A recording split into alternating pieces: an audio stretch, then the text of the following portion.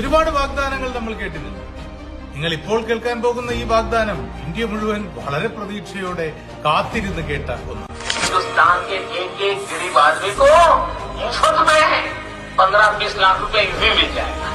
15 ലക്ഷം കിട്ടിയില്ല എന്ന് മാത്രമല്ല, വരി നിന്ന് മരിക്കേണ്ടി വന്നു ഇന്ത്യയിൽ ദരിദ്രനാരായണൻ. യുവാക്കൾക്കൊക്കെ വാക്കിന് വലിയ വിലയാണ് എന്നാണ് നമ്മൾ കരുതിയിരുന്നത്. ഇതും കേട്ടു ഒരു ദുരിതകാലത്ത് വന്ന ഇത്തരമൊരു വാഗ്ദാനം. Congress family would like to commit to build 100+ houses here. പാലിക്കപ്പെട്ടില്ലെന്ന് മാത്രമല്ല, പിരിച്ച കണക്കിന്റെ പേരിൽ പരസ്പരം തല്ലി തലകീറുന്നതും കണ്ടു നമ്മൾ.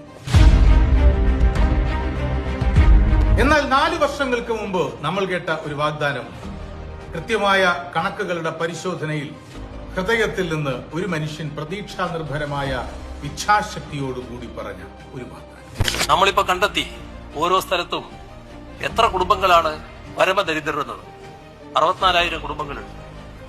കേൾക്കുമ്പോ കേരളത്തിന്റെ ജനസംഖ്യയുമായി താരതമ്യപ്പെടുത്തിയാൽ വളരെ വളരെ നേരിയൊരു വിഭാഗമാണെങ്കിലും ആ നേരിയ വിഭാഗമാണല്ലോ എന്ന് പറഞ്ഞ് തള്ളേണ്ടവരല്ല നമ്മൾ.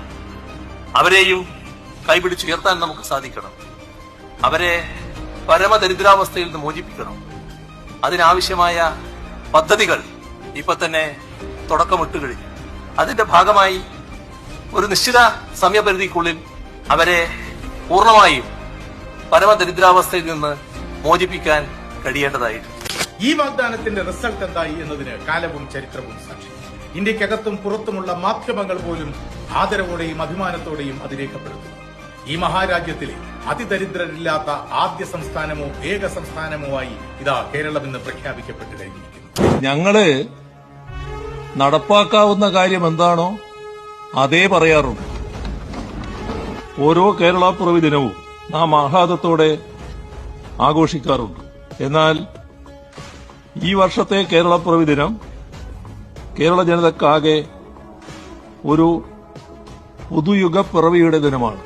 ഈ സഭയുടെ പൊതുവായ സന്തോഷത്തിൽ പങ്കുചേർന്നുകൊണ്ട് അഭിമാനപൂർവ്വം പ്രഖ്യാപിക്കട്ടെ, കേരളം ഇന്ന് അതിദാരിദ്ര്യമുക്ത സംസ്ഥാനമായി മാറിയിരിക്കുന്നു.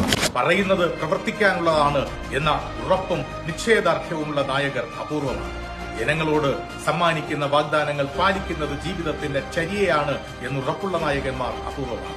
അങ്ങനെ നിങ്ങളോടൊപ്പമുള്ള ആ നായകന്റെ പേര് എന്തെന്ന ചോദ്യത്തിന് ഒരൊറ്റ ഉത്തരമേ: പിണറായി വിജയൻ.